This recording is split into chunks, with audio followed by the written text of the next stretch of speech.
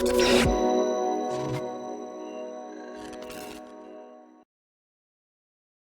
everybody. Adam Parks here with another episode of Receivables Podcast. Today, I'm coming to you with a more personal story and a personal journey from, I'm going to call him the king of auto, definitely a legend in the automotive space, Mr. Jeremiah Wheeler, who has taught me more, who's definitely forgotten more about auto than I'll probably ever know. But his personal journey, I think, is just such an interesting journey to talk about somebody who has come up through the industry and has continued to grow themselves.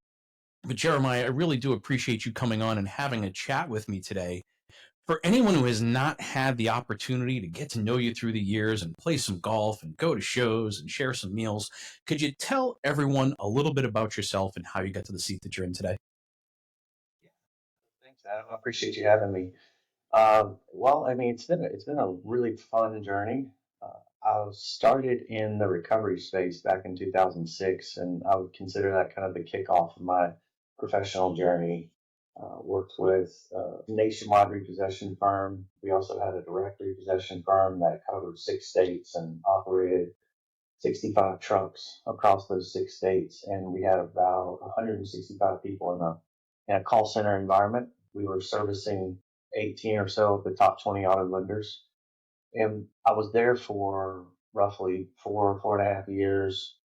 And I met some of the folks at DRN Data, and they were just getting off the ground. And we actually bought some of their first generation one cameras, the ALPR cameras, and put them in the market. And it was a learning experience for everyone. The cameras were definitely better paperweights than they were scanning devices, and so we learned a lot about each other as far as companies go. And I left the recovery company in December of 2010, and DRN called me and said, "Hey, we need some help. Would you come join us?" And I was employee number 22 or 23 when I joined the company, and so they were still a baby startup at that time, and so we grew that company, though, over the last 13 or so years through a variety of different industries and verticals, and growing the data collection footprint to now 400 million license plate scans a month in over 400 markets. And we sold the company in January of 2019 to Motorola Solutions, and still growing from there. We've made 2 other acquisitions since then, and it's been a really fun journey. But that's more on the business and professional side. I think on the personal side, I've learned a ton about myself as a leader, and about other people in the industry, and how to navigate. Mhm. I had some good mentors along the way as well to teach me how to play chess while everyone else is playing checkers. And so I think that's really important, and that's what I try to teach my team now. 400. 400 plus people. Wow. Yeah, I mean, yeah. that's really incredible. And I've had the opportunity through the years to really take a look at the product and get to know the LPR technology. And I think one of the interesting things from as an outsider looking in has been your ability to apply the technology to multiple marketplaces. Like what was a repossession based technology has become a location technology, has become so many other things over time. Yeah. Well, and it helps. There's a lot of public good too from it. Obviously, we collect a lot of data and location intelligence, and that data is used and sold into different verticals. Insurance industry is one where they're able to help find fraud, mitigate fraud, identify fraud, find stolen cars. And I look at it as 2 public goods that the data does from a financial services standpoint. It helps balance that collectability, the collections and recovery side of the business, so that it helps fair and equal access to credit for all. Because without collections or recovery, you can't afford to price a loan, especially for subprime borrowers. And then on the insurance side, obviously, we're helping to try to mitigate fraud and identify it earlier in cycle, and cut it off so that we actually are able to help lower prices of insurance across the board. So there's a lot of great good that comes from it for sure. But at the end of the day, it's about creating an ecosystem that works and self fuels. And so the more data we collect, the more recoveries that happen, the more revenue that our partners make. And it just continues to self fuel, and they continue to buy the equipment, and and put more out in the market. And so it's been a great model, and it's applicable in other places. We started a marketing arm where we collect license plate scans and create marketing campaigns for certain businesses that choose to put those cameras up in front of their businesses. And that's growing pretty good and at a rapid rate right now. And so we have over 100 locations up and operating for that service. And it's continuing to expand. There's a lot of uses for it. I agree. And it's been interesting, but like now that we've kind of talked a little bit about the LPR technology, and I'll link your last receivables podcast below so that people can go hear more about the technology behind it. But really, where I wanted to concentrate on today was your kind of personal journey of growth. You went from being employee number 22 to being part of a sale, and then running that company as part of a major international organization. I mean, that seems like a pretty meteoric rise, but no story is as simple as it sounds. Like, none of us get from where we started to where we are today in a straight line. And so talk to me a little bit about some of the challenges that you've faced and have some of the adversities that have happened, because we all know it's not a straight line, but like talk to us a little bit about what that personal journey feels like. Yeah, I think the biggest thing, and I'm pretty open and honest about it with everyone, has been, I've been sober now for 6.5 years. Mm, September of this year will be 7 years for me. And I think the biggest learning moment for me was working through and working my way up in the organization, but not only in the organization, but the industry, right? I think mm, that for entrepreneur folks and for people that are really go getters and that hustle really hard, we go out into the market and we think that we have to be everything to everyone all the mm, time. And, I considered myself a people pleaser for many years, right? Want to please everybody around you, want to be, the person that people go to when they want to have a good time, when they want to go out and, have drinks and dinners and, connect. And, we find ourselves in Las Vegas 5 or 10 or so times a year. And so it kind of starts to create, in a way, a lot of people, I see it creates a little bit of a different persona. It's you're living two lives in some cases, because then you have to go home and you have to be dad and husband and family man, and you don't really know how to separate the two, right? And as a young entrepreneur, I was hustling pretty hard. I was traveling most of the time 5 days a week. I mean, for the first 2.5 years when I started with DRN, I was living in a hotel 5 days a week. And so I was 6.5 hours away from home, and I commuted back and forth. And, you find things to do with your time. And, a lot of times it's like, go have dinner, go have a drink, and go have two drinks. And then, work late, work really late. mm, I'm working 18 hours a day sometimes, and getting little to no sleep. So the quality of work life balance was not that great. mm. But I did it for years, right? And you push yourself beyond um, breaking points. And I think the number one thing that I learned was not knowing, right? You tend to disconnect from the people that are closest to you, because you're so focused on being the biggest and being the best and being the brightest and being everything to everyone. You forget about the people that are closest to you, and those are typically always the people that suffer, right, from our bad habits. And bad habits can come in all forms, right? Whether it's alcoholism or too much work, or Yeah. not enough quality time. So there's been a lot of development for sure over the years that we can continue to dive a little bit deeper into, but that's just the surface, really. Well, I think it's a really interesting story because we've been friends through this entire process. And I think we met for the first time on a golf course.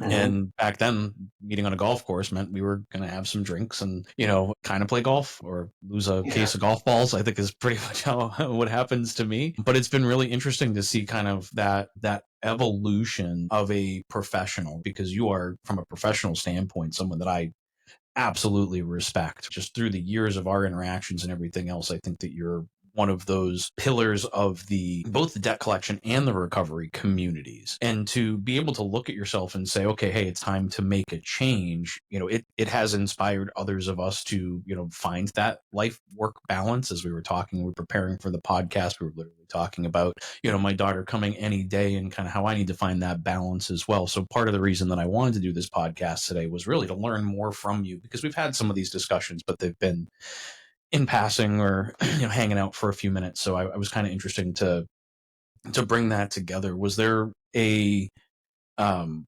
was there a catalyst for you that helped you to identify how life had changed?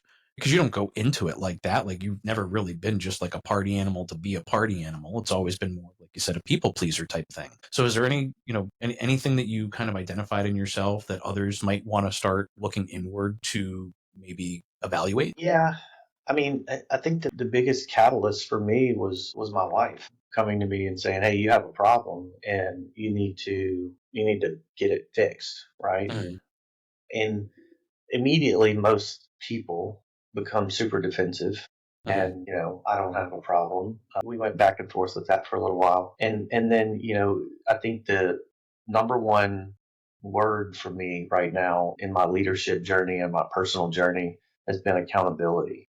mm, And being accountable to yourself and not allowing yourself to lie to yourself, right? mm, I think that we don't consider them lies, we consider them small justifications that end up adding up to bigger things. And I think that if we discount what our loved ones are telling us, and you continue to justify your actions and you continue to justify the things you do, even if it's working an extra 2 hours a day, mm, then you become disconnected and you become another person, right? Because you're always on the defense and you're always pushing back because I'm right, you're wrong.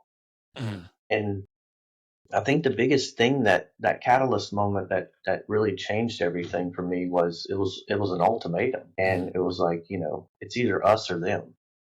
And so, I had to take a step back and really look at my professional career and look at life in general and decide what was mm, most important. And when I did that, it took some pretty honest conversations with myself and with a therapist and with other people around me, and looking at me from the outside looking in and saying, do you really have a problem? And the answer was absolutely, you mm, do, and it's something that you need to get your arms wrapped around. And I think looking back now that that I am a different person from a professional standpoint, from a husband standpoint, and a father standpoint, is, all those things were not important. And I think, I've said this before, and I talked on a panel last year, and it was kind of the only panel I've ever been on that really wasn't focused on business. It was focused on professional work life balance and having those hurts, habits, and hangups that we tend to have in life. And I thought it was very revealing.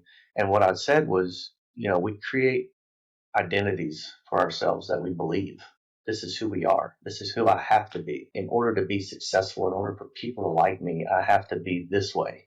And I have mm, to do these things. And typically, the people that get left out are your family and your loved ones that are closest to you, because you're so focused on being successful. I grew up pretty poor. I grew up in a broken home, and I grew up in an environment that was full of drugs and alcohol and all the things that, you don't want your kids growing up around. And that's the environment that I grew up in. And so, I was handed many generational curses that I was literally getting close to passing down to my kids. And, I'm very fortunate and blessed that I was able to break that cycle.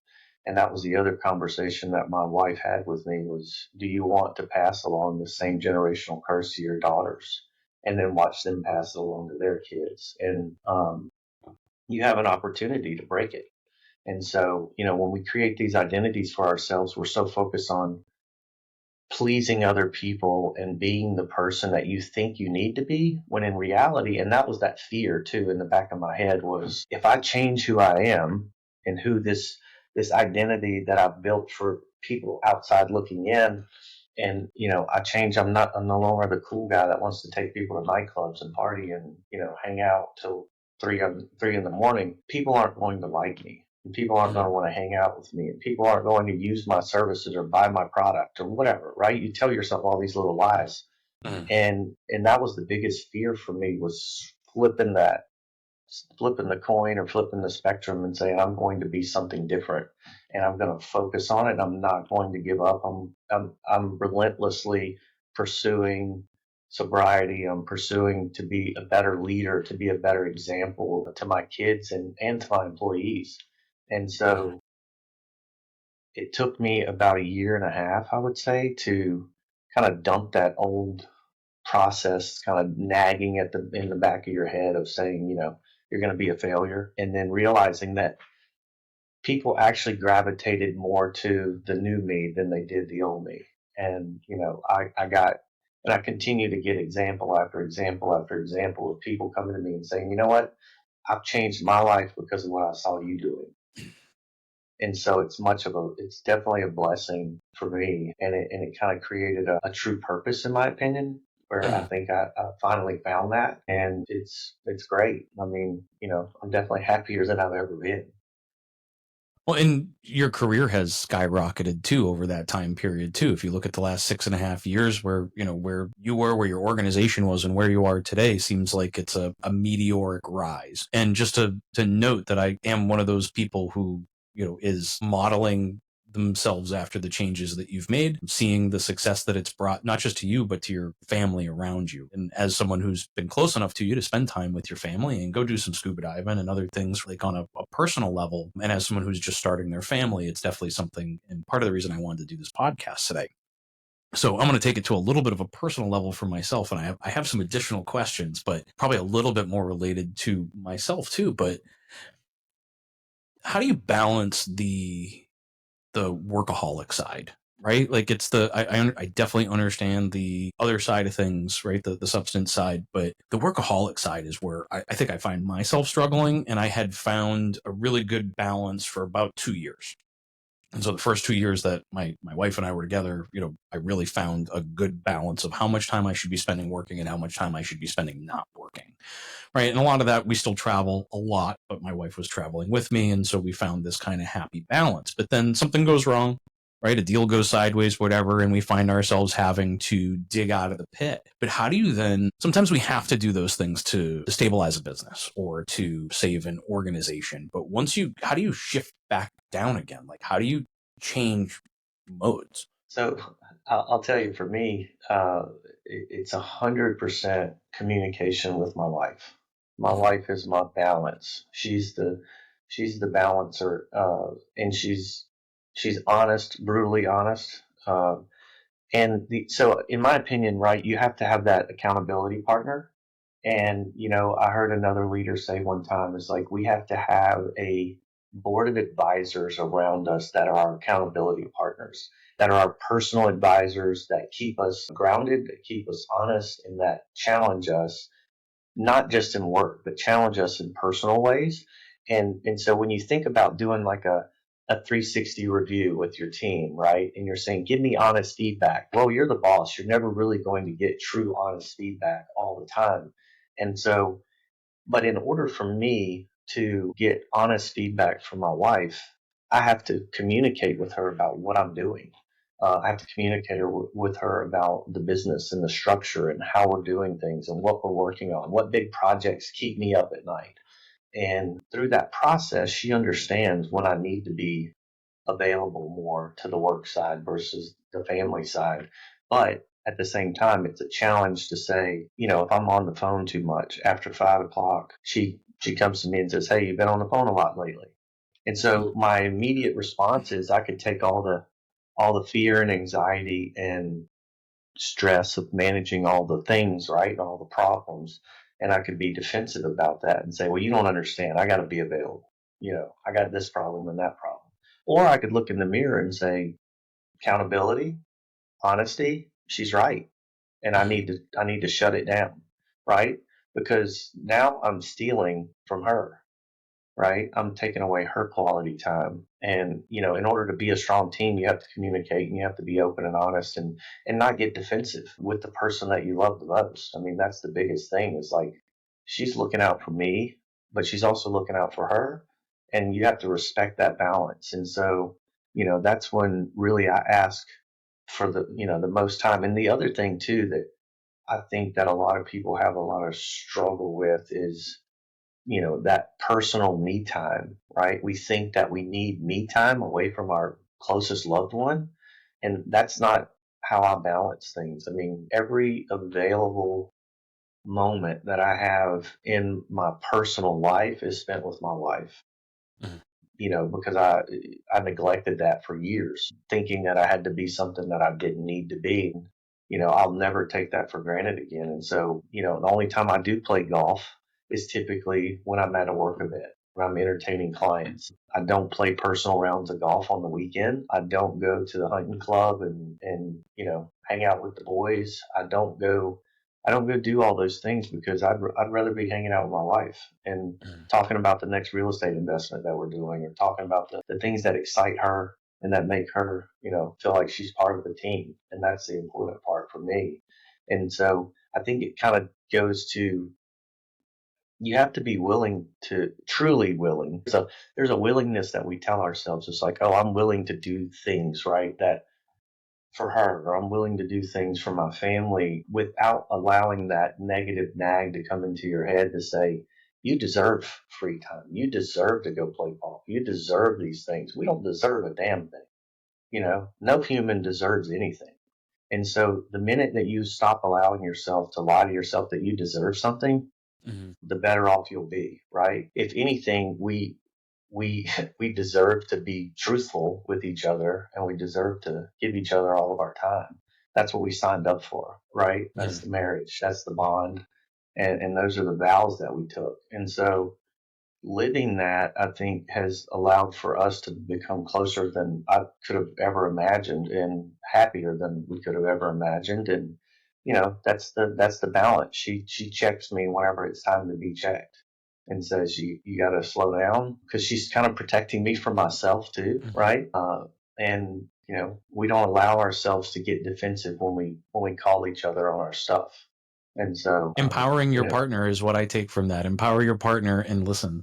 If you chose a absolutely, partner, you chose a partner for a reason. I chose my business partners for a reason too. And it's because we can yeah. have that open, honest communication. And if I can't do that same thing at home, then that would be a really terrible Yeah, situation. and the other thing too, I would say, just one other small point is, Sure. don't allow other people to influence your relationship. Don't allow other people to talk bad about your spouse, or to give you advice because their life or their personal relationship is crap. Don't Mhm. let them project that onto your relationship, because that's the worst thing. If you want to talk to someone about your relationship, talk to your wife or your husband, and be honest and just communicate.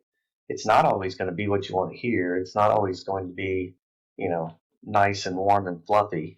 You Yeah. got to get the hard conversations out there. And so, that's what we teach our daughters Mhm. is communication, communication, communication. The relationship will never work out if you can't openly and honestly communicate about your feelings. Regardless of whether it's good or bad, you got to throw it out there and then deal with it, right? And so, yeah, that's it. I mean, I think it's not a secret, but it is tough. It's hard. It's hard to have those conversations. The shift has always been difficult for me, going from one speed to the other. I upshift really well. I do not downshift really Yeah. well. But like, I guess it's my ADHD, but I'm the calmest person in an emergency and the most frantic person in a time of calm. And it Mhm. takes me generally a week or two for me to really downshift from that. But I have to put things in place, like time limits on when I'm going to depart from doing something, regardless of whether or not it's done. And if I can't get the work done, then I probably need more people. Not that I just want to always add more people and have that be my, my silver bullet, so to speak, but it's kind of the realization that I've come to over time, and that's probably why our organization has grown by 100% in 2 years. Mhm. Um, because I'm realizing that you can't just throw it all on your shoulder. And as someone who started their business as a one man band, like Branding Arc was a one man show for 10 years. And having done all of those jobs, sometimes it's hard because you know what can be done, you know what's possible, but sometimes you have to let other people fly and kind of organize things for them to be successful. And I've tried to change, I'm curious to your feedback on this. I've tried to change my role in the organization as CEO, trying to look at being a CEO a little bit differently. I think my primary job at my company is to empower the people around me and to give them the tools to do their job. And that has become my primary focus across the entire organization. Do you have the tools to do the job? If somebody comes to me with a problem, do you have the right tools to solve this problem?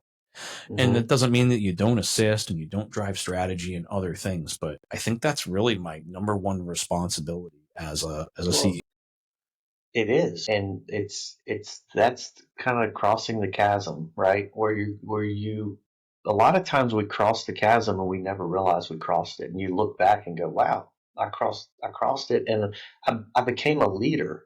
And so, people ask me all the time, "Is like your leadership journey? Like, when did you realize that you were a leader?" And I said, "Well, it just kind of naturally happened, and I didn't really realize it, right?" But then you start to understand that you have to start letting go of things and you have to start empowering others to lead. And I think one of the things that kind of started forcing me to do that was creating and having always a succession plan. Mhm. Being bought by a larger organization that's publicly traded and worldwide, that's one of the things they require. And they want you to have an immediate replacement at all times. Facing that reality was, wow, well, I don't think they're ready yet. Well, why aren't Mhm. they ready? It's on us to get them ready, right?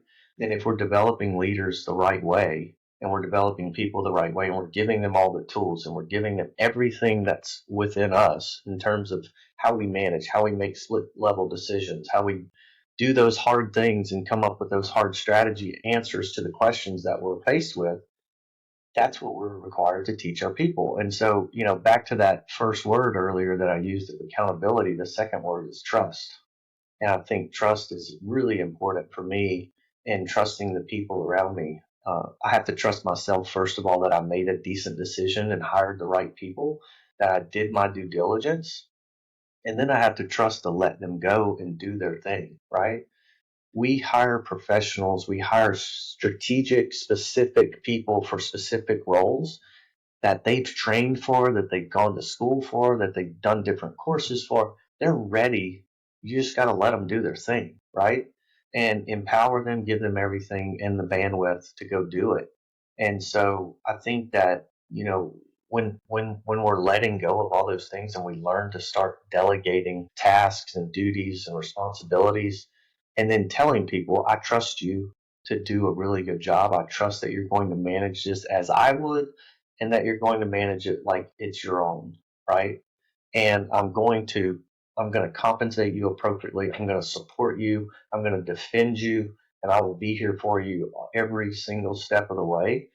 It creates that bond that people feel like they're part of something great and they're part of a family, and then they'll run over hot coals for you. And, those are the people that I want to surround myself with, but I also want to make sure they know that I'm here for them. And that trust is a really big component, in my opinion. For me, it's interesting to talk to someone who found their way over the chasm. And I think that's a really good explanation for that growth into a leader, right? Like we're the do everything person until it's time to make the leap. And I never actually found my way across the chasm. I got thrown across the chasm. Yeah. And it was, it was an emergency in my family. My mother, became fatally ill overnight and required an ostomy nurse. So I studied everything there was to learn about ostomies and, managing that process. And I had to go do that for 6 months. It just so happened that was the day that my divorce started. And so it was a lot of things happening at the same time that Mhm. I couldn't physically manage. And really what I ended up having to do was I had to hand over my role in the organization to other people because there was nobody to do it. I Mhm. couldn't be awake for 20 hours and then get on a call and be a reasonable, well thought out person. Like I just physically hit my barrier and I was forced into it. I wish I had taken advice from those that I trust, including you, that were telling me to, hey, you got to start building your team. You got to start building leaders around you. You can't be a one-man show forever. Like, you really need to start doing that. And it wasn't until I was forced into it. And, as crazy as it sounds, it's probably the greatest thing that's ever happened in my career, because it forced me into a new way of thinking. And my management style is completely different than it ever has been before. I have an executive VP on my team who joined the team with no job description. And I said, I want you to go investigate the company. I want you to go around and I want you to tell me what's wrong here. What am I not doing well? You just got here for the first time. Her first day was actually at a DCS conference, like, hey, meet me in Vegas for this show. And we started going through, and it's like, here's all the departments. Like, go spend time in each department and come back and tell me what's wrong. And within a couple of weeks, she came back and said, here's my job role. Here's what you need me to be doing right now. Here's where I can add the most value. And I said, perfect, go.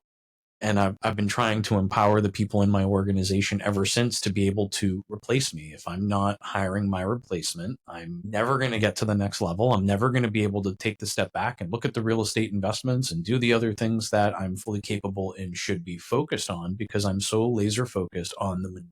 And that, as a leader, is a terrible trap to fall into. And you have to take that step back and see the wider vision. And as I've watched you take that journey over the last 10 years, it's been inspiring. You've inspired many of us to kind of take that step back and better understand ourselves. And I really do appreciate you sharing your story, because it's not always easy to come up here. I don't think some of the things we've talked about today, I've never talked about with pretty much anybody in the space, never mind on camera, that I'm going to release in a podcast. So I really do appreciate you coming on and telling your personal story. I had one more thing, though, that I wanted to call out here today before we kind of wrap up. Aren't you working on a book? I am. Yeah, I actually have it right here in front of me. Um, so it's a bit of a. I mean, I've had these conversations with people for years, and people like, well, how did you get started? Same similar to our conversation of that we just had, and kind of going through the whole. I talk more about my childhood, obviously, in some of the stories that I tell, and then, I was one of the few people that got out, kind of thing, right? I can go look on the inmate roster of our county sheriff's department, and I probably know 4 or 5 people that are locked up right now. And I was one of the few that got out. And a lot of my friends are either dead or locked up, and I was very fortunate and lucky. And so, going through that evolution and the leadership journey and the generational curses and all those things, and everyone's like, man, you need to write a book. You need to write a book. And I've heard that for years, right? And so it was somewhat bad timing, but really, is there ever good timing? Never. I started my I started school almost 2 years ago now and getting my MBA. And not long after doing that, I was approached by a writer and said, it was just a really good relationship, a good conversation. And I said, you know what? I took the leap. I'm getting my MBA. That's kind of the best way that I can describe it. I'm 2 feet in, wide open. And so I made the decision. I'm writing a book, and it's been fun. It's been a journey for sure, and doing a lot of recordings and scripting and rewriting and, editing and reading again and again and again, and it's coming along. Hopefully, I'll have it out within the next few months. I do not have a title yet. That's probably the hardest thing for me, is coming up with a title, right? Because it's like it's your life story, at least up until this point, right? There's a lot more life to live and a lot more stories to write, but it kind of goes all the way almost to current date. And now I've got to come up with a title that encompasses all the chaos and craziness, but also the leadership journey and the things that I kind of want to talk about and get out there. And so it hopefully will be out before summer. Let's put Well, it we'll that be way. sharing it through our channels when that book becomes available. And as a creative professional, I can tell you, Jeremiah, it's going to hit you all at once. Sometimes I sit around Oof. trying to come up with a title for something, or, a particular line or a tagline or a logo or whatever. And then it just snaps. It's going to be while you're Hmm. driving somewhere or you're standing in the shower. We call them shower thoughts. And Yeah.